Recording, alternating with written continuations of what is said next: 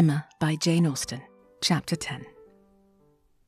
Though now the middle of December, there had yet been no weather to prevent the young ladies from tolerably regular exercise, and on the morrow Emma had a charitable visit to pay to a poor, sick family who lived a little way out of Highbury.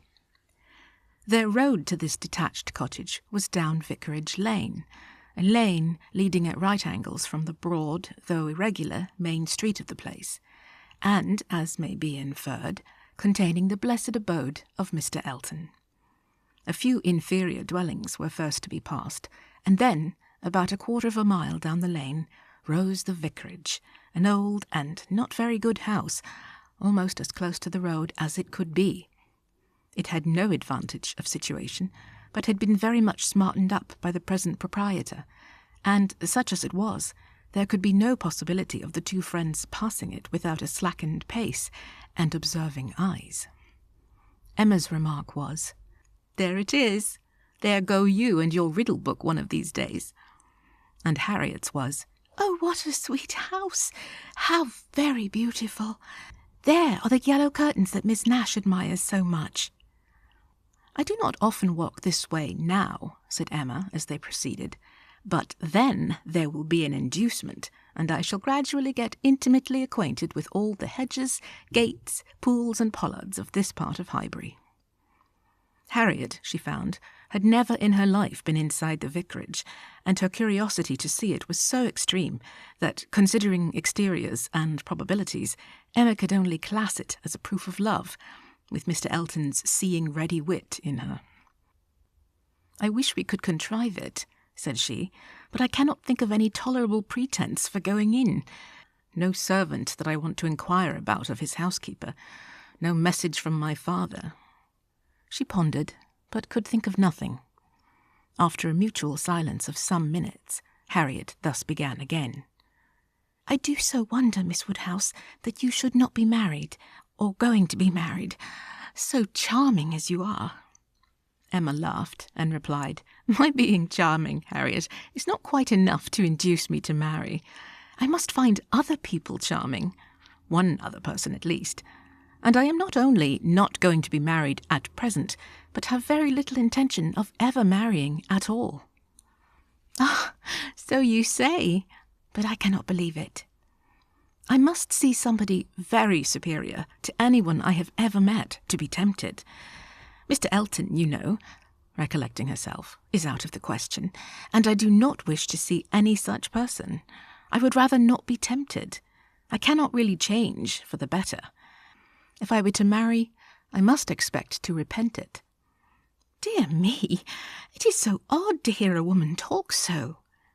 "I have none of the usual inducements of women to marry. Were I to fall in love, indeed, it would be a different thing. But I never have been in love. It is not my way or my nature, and I do not think I ever shall. And without love, I am sure I should be a fool to change such a situation as mine. Fortune I do not want. Employment I do not want. Consequence I do not want. I believe few married women are half as much mistress of their husband's house as I am of Hartfield, and never, never could I expect to be so truly beloved and important, so always first and always right in any man's eyes as I am in my father's." "But then, to be an old maid at last, like Miss Bates." "That is as formidable an image as you could present, Harriet. And if I thought I should ever be like Miss Bates, so silly, so satisfied, so smiling, so prosing, so undistinguishing and unfastidious, and so apt to tell me everything relative to everybody about me, I would marry tomorrow. But between us, I am convinced there never can be any likeness, except in being unmarried." "But still, you will be an old maid, and that's so dreadful." "Never mind, Harriet. I shall not be a poor old maid, and it is poverty only which makes celibacy contemptible to a generous public. A single woman with a very narrow income must be a ridiculous, disagreeable old maid, the proper sport of boys and girls, but a single woman of good fortune is always respectable, and may be as sensible and pleasant as anybody else." And the distinction is not quite so much against the candour and common sense of the world as appears at first, for a very narrow income has a tendency to contract the mind and sour the temper. Those who can barely live, and who live perforce in a very small and generally very inferior society, may well be illiberal and cross. This does not apply, however, to Miss Bates. She is only too good-natured and too silly to suit me, but in general she's very much to the taste of everybody, though single and though poor. Poverty certainly has not contracted her mind. I really believe if she had only a shilling in the world, she would be very likely to give away sixpence of it, and nobody is afraid of her. That is a great charm. Dear me, but what shall you do? How shall you employ yourself when you grow old? If I know myself, Harriet, mine is an active, busy mind with a great many independent resources, and I do not perceive why I should be more in want of employment at 40 or 50 than 21. Woman's usual occupations of hand and mind will be as open to me then as they are now, or with no important variation. If I draw less, I shall read more. If I give up music, I shall take to carpet work. And as for objects of interest, objects for the affections, which is in truth the great point of inferiority, the want of which is really the great evil to be avoided in not marrying, I shall be very well off, with all the children of a sister I love so much to care about. There will be enough of them, in all probability, to supply every sort of sensation that declining life can need. There will be enough for every hope and every fear, and though my attachment to none can equal that of a parent, it suits my ideas of comfort better than what is warmer and blinder. Nephews and nieces. I shall often have a niece with me. Do you know Miss Bates's niece?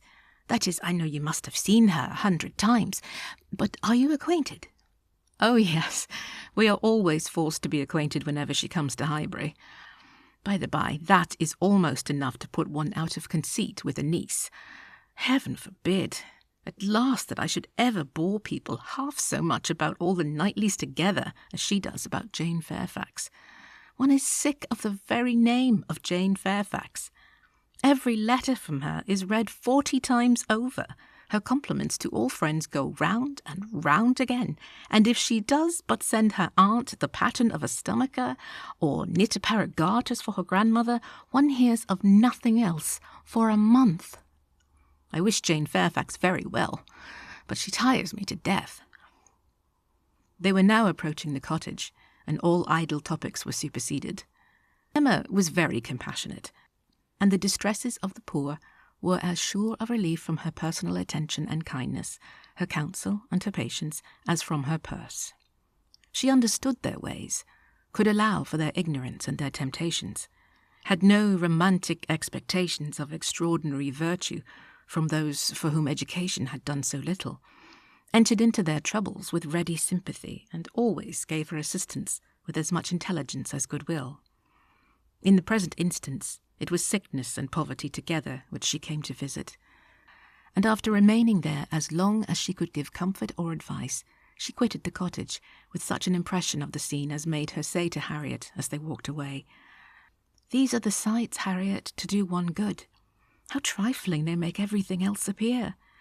I feel now as if I could think of nothing but these poor creatures all the rest of the day, and yet who can say how soon it all may vanish from my mind?" "Very true," said Harriet. "Poor creatures! One can think of nothing else." "And really, I do not think the impression will soon be over," said Emma as she crossed the low hedge and tottering footstep which ended the narrow, slippery path through the cottage garden and brought them into the lane again. "I do not think it will," stopping to look once more at all the outward wretchedness of the place and recall the still greater within. "Oh dear, no," said her companion. Walked on. The lane made a slight bend, and when that bend was passed, Mr. Elton was immediately in sight, and so near as to give Emma time only to say further, "Ah, Harriet, here comes a very sudden trial of our stability in good thoughts. Well," smiling, "I hope it may be allowed that if compassion has produced exertion and relief to the sufferers, it has done all that is truly important. If we feel for the wretched enough to do all we can for them, the rest is empty sympathy, only distressing to ourselves." Harriet could just answer, "Oh dear, yes," before the gentleman joined them. The wants and sufferings of the poor family, however, were the first subject on meeting. He had been going to call on them. His visit he would now defer, but they had a very interesting parley about what could be done and what should be done. Mr. Elton then turned back to accompany them. To fall in with each other on such an errand as this, thought Emma, to meet in a charitable scheme, this will bring a great increase of love on each side. I should not wonder if it were to bring on the declaration. It must, if I were not here. I wish I were anywhere else. Anxious to separate herself from them as far as she could, she soon afterwards took possession of a narrow footpath, a little raised on one side of the lane, leaving them together in the main road. She had not been there 2 minutes when she found that Harriet's habits of dependence and imitation were bringing her up too, and that, in short, they would both be soon after her. This would not do. She immediately stopped, under pretence of having some alteration to make in the lacing of her half-boot, and, stooping down in complete occupation of the footpath, begged them to have the goodness to walk on, and she would follow in half a minute. They did as they were desired, and by the time she judged it reasonable to have done with her boot, she had the comfort of farther delay in her power, being overtaken by a child from the cottage, setting out, according to others, with her pitcher, to fetch broth from Hartfield. To walk by the side of this child and talk to and question her was the most natural thing in the world, or would have been the most natural had she been acting just then without design, and by this means the others were still able to keep ahead, without any obligation of waiting for her. She gained on them, however, involuntarily. The child's pace was quick and theirs rather slow, and she was the more concerned at it, from their being evidently in a conversation which interested them.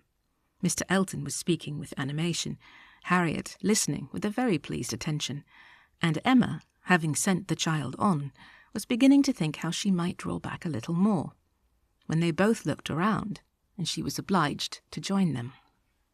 Mr. Elton was still talking, still engaged in some interesting detail, and Emma experienced some disappointment when she found that he was only giving his fair companion an account of the yesterday's party at his friend Cole's, and that she was come in herself for the Stilton cheese, the North Wiltshire, the butter, the celery, the beetroot, and all the dessert.